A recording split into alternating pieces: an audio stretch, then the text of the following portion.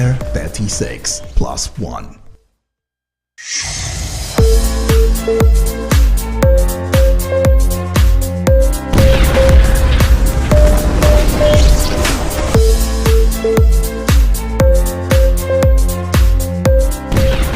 Arena 36 plus 1.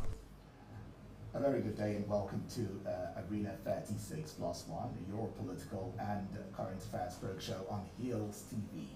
And today, of course, being the 1st of June, we'd like to say a happy new month from the stables of Heels TV to you. It does feel good because today actually aligns with an international day that is of repute, Global Day of Parents, right? Global Day of Parents it is today. So we'll be talking matters that concern, Global Day of Parents, and we'll be streamlining it, to a topical issue that talks about the role of parents in nation building, right?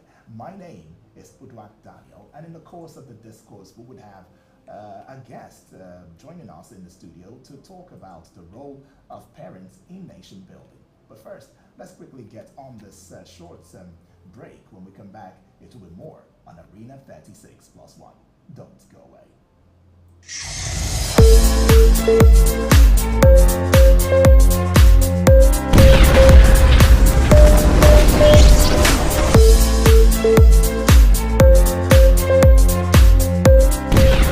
Arena 36 plus 1. It does feel good to know that you are, joining the conversation and staying with the Heels TV. That is the station that indeed actually has what it takes to deliver the mandate of news and information to you.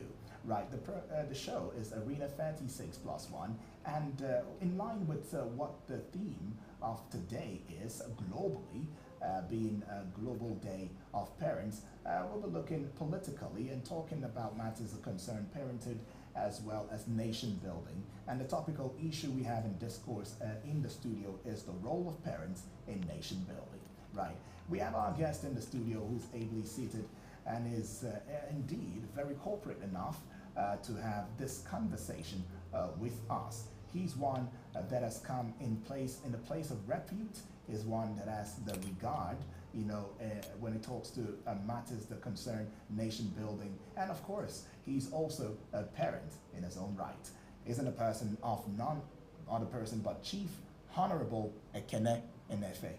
Chief Honorable Ekene Enefe is an APC chairman. Welcome to the studio of Heels and Arena 36 plus 1 today. Thank you. That's right. It feels good to have you in the studio, and I'd like to open by saying happy Global Day of Parents to you. I believe you are a parent and you have, children, whom you also parent over, right? Yeah. That feels good. That being said, it is also believed that when we talk about the matter that concerns the role of parents in nation building, you might want to consider firstly the place of family, right? Because it is widely said that a family is the smallest unit of the society. And that being said, it also means that whoever has become something in life today actually came from a family unit. And if that also, is agreeable, it means that there are certain values, there are certain characteristics that we should find, from these individuals as they are turned into the society, to in character and learning to actually assuade or to actually bring about the necessary change or to affect our society. Do we find a connection between, family and nation building? Can we say that the heightened role of, building, capacity building within the family structure is the same as we should find in nation building today? First, I disagree in the sense that most political actors you see, most are product of favor, right? Product of fatherism, not product of family-oriented, being your parents being groomed you for leadership. Right. No, because if you look around, some some youths ends up being thugs to these politicians. Yes. And out of favor, the politicians takes you the thug, makes you a local government chairman. From there, it pushes you to federal house or to commissioners. We've seen so many of this happened. And you know, when you go to motor parks and the kind of characters you see there, you ask yourself, are they really from home? Right. Are these people groomed by parents? You know, so parents have more or no roles to play in the political life of most politicians. Isn't that disturbing when you say that parents have more or no roles to play in the political journey of individuals who hold political, offices? I mean, the idea is to be able to serve your family as a parent and also have your children serve the cause of the family. But in the political scene too, the idea should also be about, those in political offices to serving the people, right? Looking into the purpose for which they were put in the said office in the first place. But when you say that is a matter of godfatherism, when you say that is a matter of favor, sheer favor, and it doesn't have anything to do with values, and the structural, structure that comes with the system of a family unit, shouldn't that disturb us as the citizenry who are members of a community, who are members of the larger society, who are members, bona fide members of the country as citizens? Shouldn't that be disturbing as we look forward to a 2023 general elections? Yes, really. You see, when you look at the political terrain in Nigeria, yes, most lucky people that are lucky to hold one position or the other is because your benefactor wants you to do his bidding, which in your right conscience, which as a child, as a young man, as a man that grew up from a family, is not what you are trained to. But the system we have, the poverty situation in the country, right, the elites that have mortgaged the future of the youth, they determine what position you take. right. Positions people occupy in Nigeria is not by merit. It's not by merit. It's not by merit. And if you decide you want this position by merit, nobody wants to hear that. Nobody wants to look at you. But we still see across political parties and even the family, structure, even global best practices as, when you are trying to get people in certain positions, especially the type that is as important as, being ruling or leading you, rather, that you should be able to, there are certain tenets that we should look at. Shouldn't it also be the same in the political scene if we have it the same in the family structure? I mean, it is believed that regardless of our tribe, regardless of the differences in our faces, right, that we should be one Nigeria. And the President Muhammadu Buhari, has optantly made it clear that we are one Nigeria, even in the face of all of the security insecurities, in the face of the economic woes, in the face of several challenges that we face. Shouldn't that be the basis for which we should have people elected or people, favored, like you rightfully mentioned, people appointed into certain offices? But it's otherwise. So why then? Why is it so in this part of the world? Why is it so in Nigeria? It is because we don't have a system. We strive in corrupt system.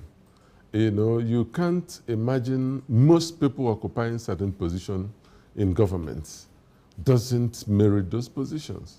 Now, What do you do? Because they have godfathers. Let me come from the place of a question that is bogging the mind of the viewer who's watching right now. The question would be, as we talk about the role of parents in nation building,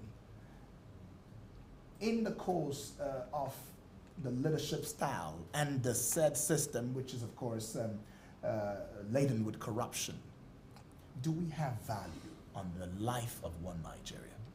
Some believe that it is a lack of value in the life of a citizen, that is why we see the nepotism, we see the high-handedness, we see the corruption, we see some of these antisocial vices, taking over the society as we know it today. Do you share in this thought? Yes, we don't attach values to women in Nigeria. We attach values to material things. And I blame it on the political elite who has corruptly enriched themselves to the detriment of hardworking Nigerians. And you see everything that is not well in this country revolve around corruption. Right. The schools, the civil service system, the business system, the government contract system, the appointment system, everything revolves around corruption. Because we don't have a system. Before you have a contract, you must oil somebody's hand. Right. You in tertiary schools, some lecturers will ask you they want to sleep with you if you're a female. Right. Some lecturers will demand money. Right.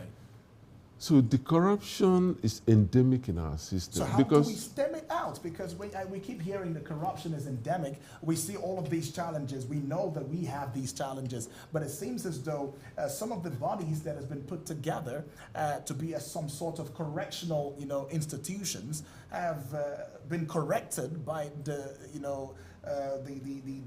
game, the antisocialness of our society today. Where then do we stand if structures and systems are failing right before us? I think we have to look back on the laws establishing those anti-corruption agencies. And secondly, you cannot imagine a corrupt official going through the judiciary system for 20 years without being convicted. Okay. It's appalling. James Ibori ran to Dubai. From there, he went to UK. And he was convicted in less than 6 months. The judgment concluded. Right. But here in Nigeria, if he had not run away, he will still be in the court for the next 20 years, still on the same issue. So we need to revisit laws that has to do with corruption. By laws, you mean the Constitution? The Constitution, yes, Right. yes. We have to revisit it and look at creating special courts for corruption. Okay. And then we must have a time limit to Okay. conclude all corruption cases. Right. You don't deal on corruption cases for endless, and the person you are charging is still holding political office, going for elections. In fact, in line with that, some political observers believe that, what we find in the society today has been a dichotomy, a separation between the haves and the have-nots. And that is what is also in practice when it comes to parents, or parenting, in the Nigerian society. We'll just take a quick break. When we come back, it will be more on Arena 36+1, as we'll be looking at the political system in itself, and we'll also try to prefer solutions to some of these issues that bedevil us as a people as well as a country. Stay with us.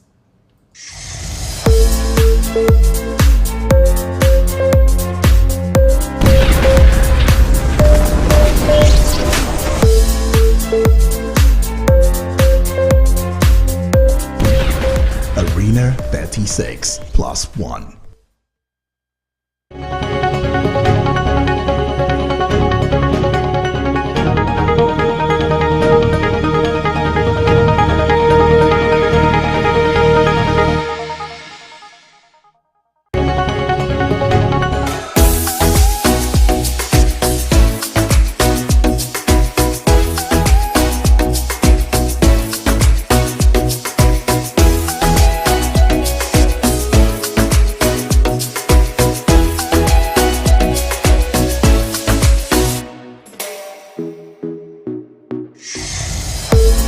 Arena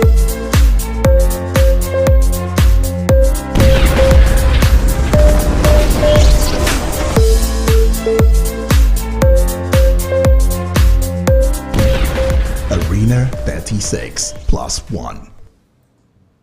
Always a delight to have you back on the Pro Show, which is airing right here on Hills TV. It is Arena 36 plus 1, and this is your political and current affairs Pro Show on Hills TV. And we have our guest in the studio. He's in the person of Chief Honorable Ekene Enefe, and we are talking the topical issue, role of parents in nation building. And this is in line with the fact that today is Global Day of Parents. Now, let's look at some of the issues that we mentioned, just taking a leaf off what we spoke about before we went on that break. I'd like to ask you, Chief Honorable Ekene, let's look at the place of mentorship. It is believed that there is nobody in life that should be without mentors, right? Now, do we have in capacity, in character, in learning, the place of mentorship, especially within our parenting lifestyle, such that would transcend into nation building in the country?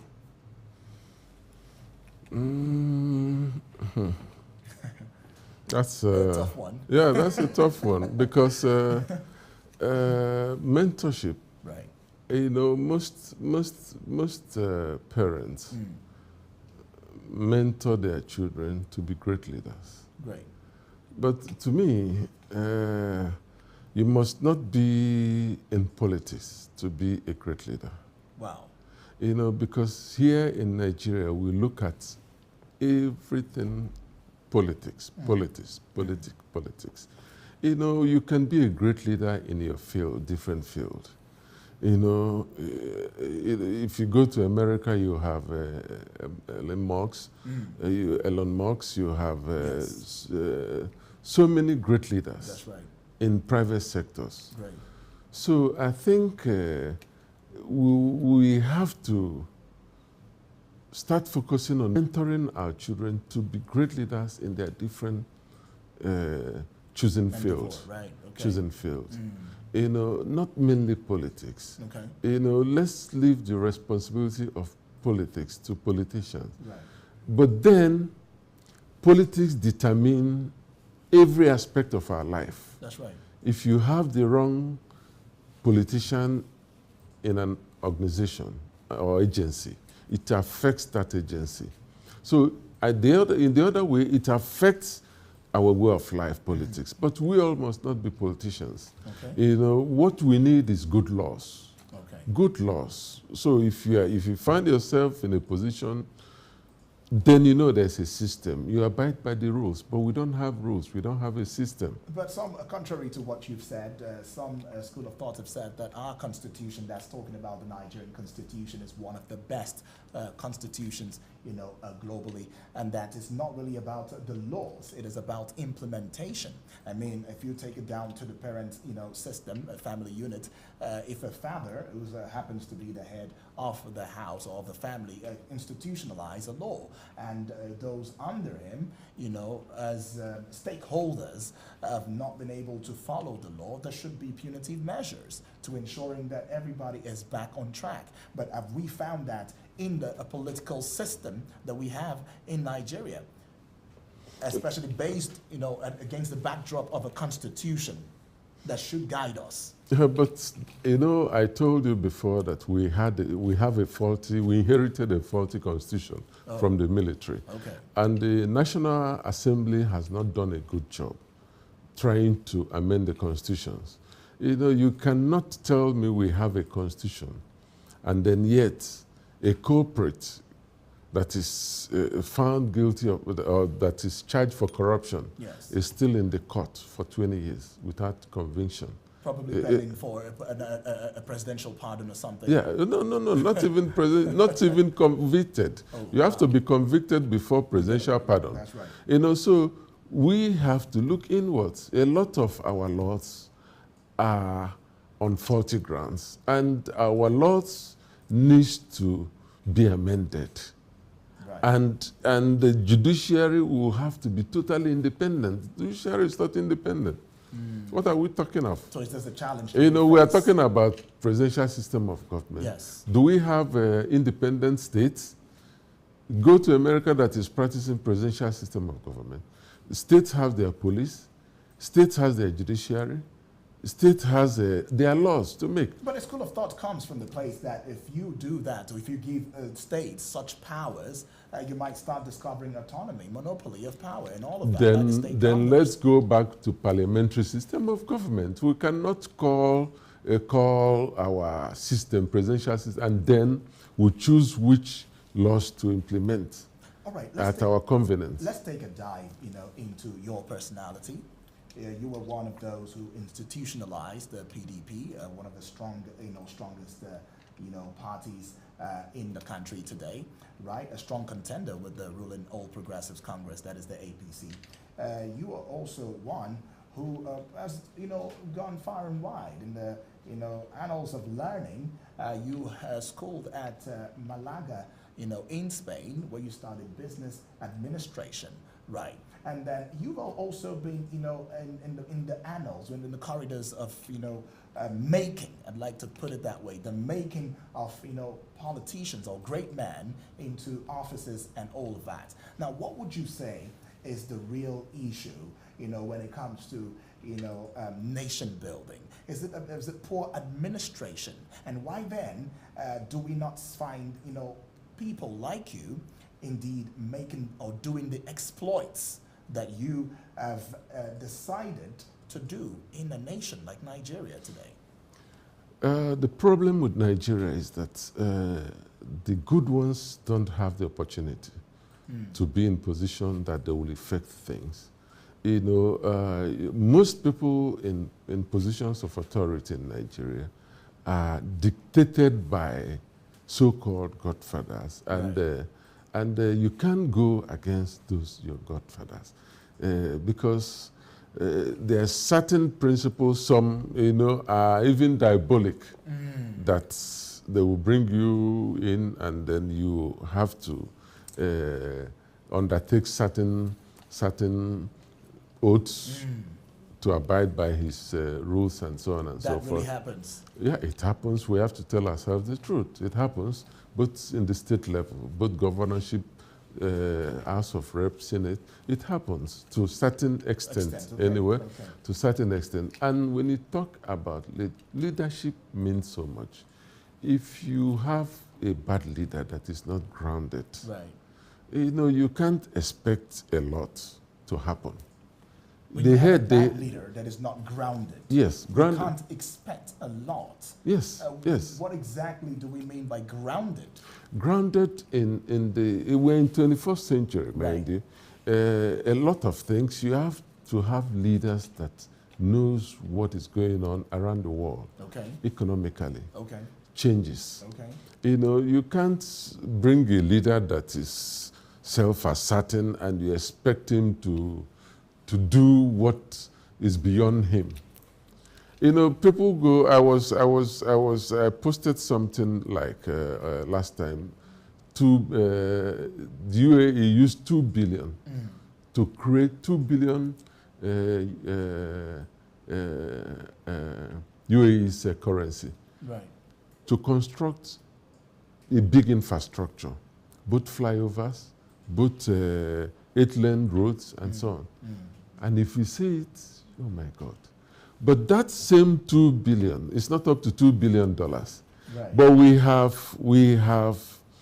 have invested, we have awarded contracts above 2, 3, 4 billion without seeing the commiserating effect. Right. So this is the thing holding us back as a nation is corruption and leadership. Corruption and leadership is Yes. what's holding us back in our dear country, Nigeria. Just like we had a conversation earlier in our sister station, that is Boss FM 95.5 Abuja, you made a boss, messenger, a boss caller, sent a message in and said that he is indeed pleased with what you have to say. He's indeed pleased with your portfolio and all, but then it was recalled the fact that you were once a member of the APGA, right? that would be APGA right there within the eastern region of the country and all of that. And it says that, well, what is informing a defection? Because if you want to look at this, you might also want to say that, you know, the branch is not far off the tree, you know. So in other words, you know, you have been, you know, in the system with a political party, and suddenly there was a deviation. Then how then can you say that we are, you know, probably not getting it rightly, you know, in the country today? What would be your sense to this? I was in a party, I left PDP, I went into APUGA, Right. thinking that APUGA will have a national outlook. Identity. Yes, yes, what you mean. yes. Okay. But after 4 years, I found out that APUGA still remains more of ethnic party. And I don't want to belong to that ethnic party. I want to play a national politics. Right. And that was the reason I left APUGA to join a national party, That would APC. be the APC. Yes. But is it not strange to know that you were once with the PDP, which of course to the viewer who's watching now would agree with the fact that the PDP is stand to be corrected though, a national party and not, you know, strewn in the lines of ethnicity and all of that. Why then? Because we've seen that one of the challenges that we face today has been the continuous cross-carpeting of political, you know, party members from one family, from one family to another family. When I mean one family, I'm talking about the political party in itself. We've seen Peter Obi do the same when he saw that it might not be able to clinch, you know, that presidential ticket. He left, you know, to the Labour Party where he's got it. Now, we've seen what we're hearing speculations, you know, although there's been some confirmation from Bayelsa State APC that Goodluck Jonathan had joined the APC and all of that. And we've seen all of that, you know, play out as, you know, events unfold. What is it about this cross-carpeting? Is that what is helping us as a country? Isn't that what is also, you know, limiting us, you know, in the country?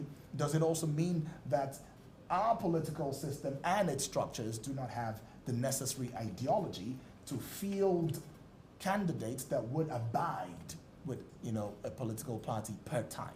I think you have to understand, the truth has to be told. Okay. Most political parties in Nigeria doesn't have ideology, Okay.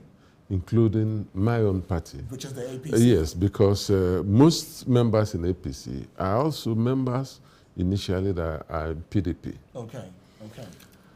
And cross-carpeting, it's people are looking for a platform that will help them to make changes in the polity. Okay. I came to APC being a national and ruling party with intent, and still I believe that it will give me the platform to make input in the ways things are run in this country. Right. It's not based on ideology. I have to be frank with you. All right. Because I don't understand any ideology PDP or APC or name it stood for. Because these are all the same members moving, looking for a platform. Right, right. So for you, it is the fact that we do not have an ideology when it comes to our political party structure, especially towards nation building. But if that be the case, what hope do we have as, you know, a country, especially when we are prepping for 2023 general elections coming just around the corner, and there are activities that has been put in place together by the INEC to ensuring that we got it rightly, and we still see some of these, you know, lacunas, you know, on the way. What are your thoughts on this? Like I told you earlier on, it all depends on the leadership. Nigeria needs a leader that is revolutionary in character and in mind, that has the guts to confront things, especially the way things are run. That it's not going to be business as usual. Right.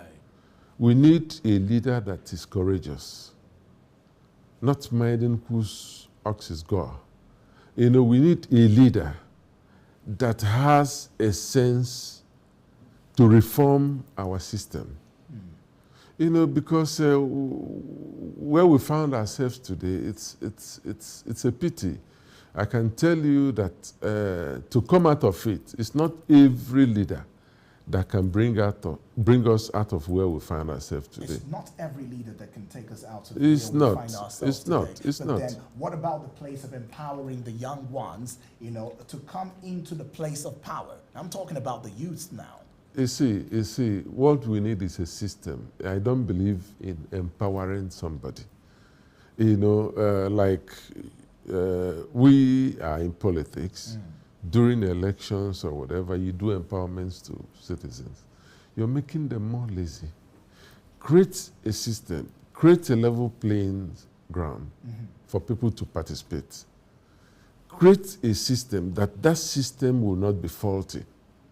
That is what we need. A system where it will be dependent or dependable and would not be faulty. But I'd like to also say that you create a system, as a school of thought is also believing, as well as political observers, and then the structure of the judiciary, which is supposed to be independent, is not independent enough to carry out its judicial, responsibilities. How then would you not find chaos in such a society? How then would you not expect the insecurities that we have, even with countless, countless interventions in ensuring that we got out of this quagmire, we still find ourselves revolving around the same issues? And how then can we ever see ourselves getting above the place of having to go on strikes just to make our voices heard in the country as what we find today? Because we don't have a system. It boils down to having a system. If you have a system where the education system has a first-line charge, judiciary has a first-line charge, I don't see any business with the executive appointing a Chief Justice of the Federation. Right. This thing should revolve around Judicial Council. Right. The executive, the legislature has no business. And the judiciary also has no business interfering with the laws of the legislature, just like what is happening. Judiciary misinterpreting or interpreting the Electoral Act and so on. Right. So these are interference. Okay, let's also look at this place now. If you want to look at normal, setting formally, you might want to consider structure, right? Structure. The family has a structure. Father, the mother, the eldest child, and then it trickles down to the last of the family units, right? And the last two, in also getting his own or her own ambitions or own feelings known to the head, could also go through certain measures, right? If need be, gets to see the parents, one-on-one, to telling them, okay, these are my pain, these are my fears, and all of that. Now let's bring it to Nigeria as a country. We have elected people who are representatives, who are supposed to represent the people. And we also have a president, who's supposed to lead and not rule. And now we also should be able to feel the dividends of democracy, right? And all of that. Now, where that is, not happening, where there is an obstacle that is blocking it, a blockade, right? How then can the people, the citizenry, have a feel? How then can they have a feel of the dividends of democracy? How then can they feel the true essence, of the leaders who are representing them at various levels and various cadre of the society? What is the solution in this regard as we, look into the role of parents in nation building today? You see, the poverty situation in this country has destroyed the role of parents. Parents have more or less no roles to play in the lives of their children. Because if you look at some families, parents cannot afford to take care of their children's tuition fees in public schools. Right. 50% of their children are the ones paying for their school fees. Female, males. When you say this, you say that with fact. Were you Yes. also in the same shoe?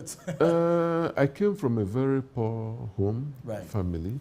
I knew when I was in high school, I had to go and do odd jobs Wow. to save money and complement the ones my parents were.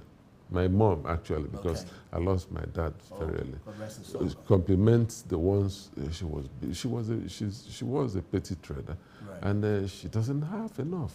I have to go and do odd jobs to make. You see, then that supervision of parent, the gap starts creating. Right. Unlike what we as a parents now are doing, because we're able to take care of our children education, Yeah. we're able to help plan their future with them. But within the current, situation that's going on, have we been able to indeed succeed or be successful in planning their futures? Yes, we do our best. We do our best. It depends on families. Right. Even some well-to-do families don't even care about how their children are being brought up. All they are after is acquiring wealth, acquiring wealth, acquiring wealth. You can't tell me a girl of 12 years, they were in Lagos, Yeah. went to Dubai and was having public sex with mates, and she has already started this well in her parents' home, because if you go on a liking, likey app and all and that, yeah. you see all her followers, you see how she dances, almost nude, and this is a girl. That shows you the parents are not playing their roles. But when we talk about parents playing their roles and all of that, yeah, are we just looking at it one-sided? Because a school of thought also believes that children should also have, or that those who are underneath the parents also have a responsibility. And if we're supposed to trickle it down to the nation building and the society and governance, what do you think the children would be the citizens this time? Yes. Yeah. What would be the role the citizens ought to play in ensuring that things are done correctly? The citizens also have responsibilities. Right. Responsibility is elect the right leaders. Can they be check and balances on their leaders? No. The citizens don't elect the right leaders. Oh, okay. Forget about this so-called noise. This destruction of our system. Every of us, one of us, we are responsible for it. If you go to vote, you collect money to vote for somebody, the highest bidder. And what do you expect tomorrow? Do you expect good laws? Do you expect good welfare? Do you expect infrastructure? You have sold your future. So we must be held accountable, not only the leaders. Right. Because I have gone through that also. Right. I have intention of representing my zone, bringing amenities, infrastructural development. But at the polling booths, those that I felt I want to go and represent were there asking for money before they would vote for me. So we all are responsible for it. Well, we all are responsible, and it sure seems as though we have a role to play when it comes to nation building. It's not just about the parents, but the youths also have a role to play. It's about you going to get your PVC and putting the right people in the right, offices that would lead you. Remember that the task of leadership is not a 1-year thingy. It's not a 2-year thingy. It could span 4 years. It could span 8 years. But we want to say a big thank you to you viewers for watching Arena 36+1 today, your political and current affairs program. We want to thank you to Chief Honorable Ekene Enefe. You are an APC chieftain. Thank you for your time with us in the studio. Thank you very much. And to you can follow us across social media platforms right there, Hills TV on Facebook, Instagram, and Twitter. Drop your comments and let us know what you think about the role of parents, in the line of nation building.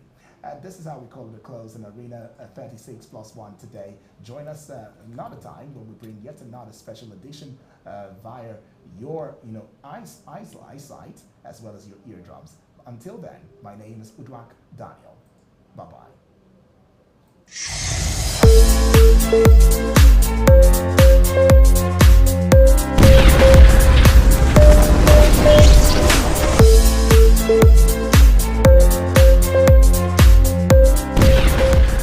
Air 36 plus 1.